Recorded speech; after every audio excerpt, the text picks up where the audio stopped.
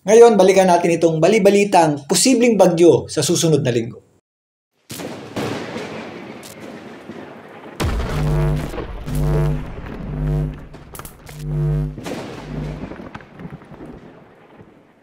Welcome po muli sa Philippine Weather Trivia again para po sa mga bago sa channel na to. Ako nga pala si Alvin Pura, isang meteorologist at ang inyong weather tito. Nitong mga nakaraang araw, may mga bali-balitang may posibleng bagyo sa susunod na linggo. Muli, ito po ay nagmula lamang sa isang computer model. Yan po ang GFS na nagmula sa US. Gaya ng nabanggit natin dati, kung magre-rely lamang tayo sa isang model, lalong-lalo na't malayo pa, hindi pa po yan ganon ka-accurate. Sa kasalukuyan, iba na at hindi na po ito pinapakita sa model na ito.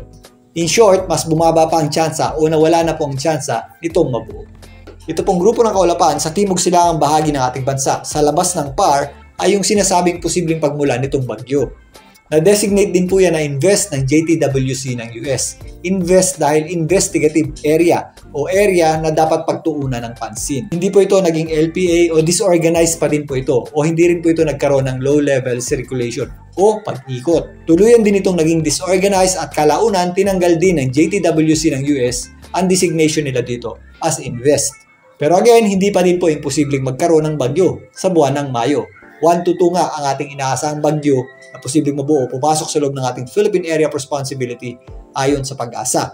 At mananatiling aktibo itong ating tinatawag na Intertropical Convergence Zone na posibleng pagbulan ng mga low pressure area sa mga susunod na linggo. Sa kasalukuyan, wala pa po tayong binabantayan anumang sama ng panahon sa loob at labas ng ating Philippine Area of Responsibility na posibleng maging bagyo.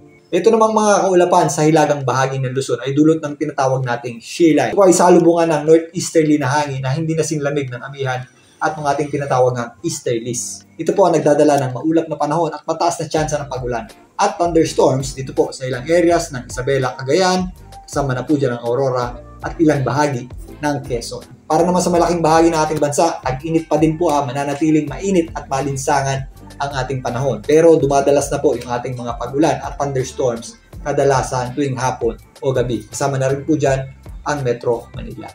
So wala pa po tayong binabantayang bagyo o low pressure area sa loob at maging sa labas ng ating Philippine Area of Responsibility. Pero hindi pa rin natin inaalis ang possibility nito dahil mananatiling aktibo itong ang tinatawag nating Intertropical Convergence Zone. Kadalasan, dyan po nagmumula ang mga low pressure area. Samantalang napapadalas naman ang mga pagulan at thunderstorms tuwing hapon at gabi. Gaya ng nabanggit natin dati, senyales yan ng pagpapalit ng ating klima. At mas mapapadalas pa yan sa huling bahagi ng Mayo at unang bahagi ng Hunyo, kasabay ng pagpasok ng ating southwesterly na hangin at ng ating habagat. Muli, ito po ang inyong weather dito para sa Philippine Weather Trivia.